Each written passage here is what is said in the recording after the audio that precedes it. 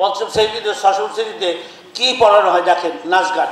আজি ভালো করিয়া বাজাওরে দোতারা, আজি ভালো করিয়া বাজাওরে দোতারা, সুন্দরী কমলা নাচে। এই শিক্ষা দেয়।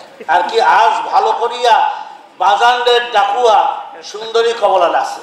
আব্বাজান রহমতুল্লাহ আলাইহি একজন জিজ্ঞাসা করেন সাংবাদিক, হুজুর এখন যদি আপনাদেরকে ক্ষমতা দেয় আপনারা চালাইতে পারবেন? চালানোর লোক কোথায়, কারা চালাবে? সেই সচিব, আপনার জয়েন্ট সেক্রেটারি, অতিরিক্ত সচিব থেকে সব দেশ আপনারা চালায়, এই উপদেষ্টা মন্ত্রী চালায় না।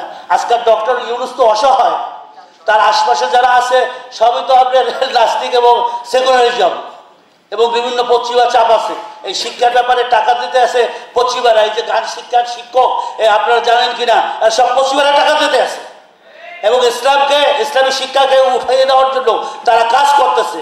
এই যে আপনার সমকামিতা যেটাকে বলে গে, আমি তো নিউ ইয়র্কে দেখছি একটা এলাকায় আছে পুরুষে গে একটা আলাদা, আবার মেয়েদের জন্য আলাদা। সব ওই সংস্কৃতি পশ্চিমাদের বাংলাদেশে ঢুকাইতে চায়, আমাদের পারিবারিককে ধ্বংস করতে চায়। এই জন্য ইসলামী শিক্ষা ছাড়া, ধর্মীয় শিক্ষা ছাড়া, কেননা আপনার এক দার্শনিক, ইংলিশ দার্শনিক বলছিল money is lost, nothing is lost, health is lost, something is lost, but character is lost, everything is lost. যার চরিত্র ধ্বংস হইল উলাইকা কাল আনআম বাল হুম আদল, ওরা চতুষ্পদ জানোয়ারের চেয়ে খারাপ, গরুর দলের চেয়ে খারাপ। এখন সময় নাই, এই সরকার আছে, তাকে চাপ দিয়েও যেভাবে হোক এই বাধ্যতামূলক আমাদের ধর্মীয় শিক্ষক নিয়োগ দিতে হবে প্রত্যেকটা প্রাইমারি স্কুলে। আমরা ইসলামী শিক্ষাকে আমরাই করব। যারা আশপাশে আমাদের প্রধান উপদেষ্টা আছে তারা কিন্তু একেবারে এই নাস্তিক, ইসলাম বিরোধী, ইসলাম বিদ্বেষী, তারা পশ্চিমাদের টাকায় চলে, তাদেরকে ধ্বংস করে দিচ্ছে চরিত্র। এই জন্য এই নাচ গান পঞ্চম শ্রেণীতে ষষ্ঠ শ্রেণীতে কি পড়ানো হয় দেখেন, নাচ গান। আজি ভালো করিয়া বাজাওরে দোতারা, আজি ভালো করিয়া বাজাওরে দোতারা, সুন্দরী কমলা নাচে। এই শিক্ষা দেয়। আর কি, আজ ভালো করিয়া বাজানের ডাকুয়া, সুন্দরী কমলা নাচে। এইটা হচ্ছে শিক্ষা, এইটা শিক্ষা।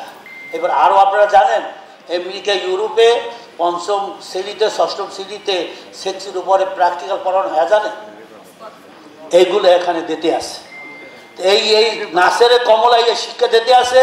আর চায় যে দুর্নীতি, সুদ, ঘুষ, এই রাহাজানি, সন্ত্রাস এই দেশে উঠাইতে পারবে? কোনোদিন পারবে? এই জন্য কোরআনী শিক্ষাকে এক কথায় বাধ্যতামূলক করতে হবে।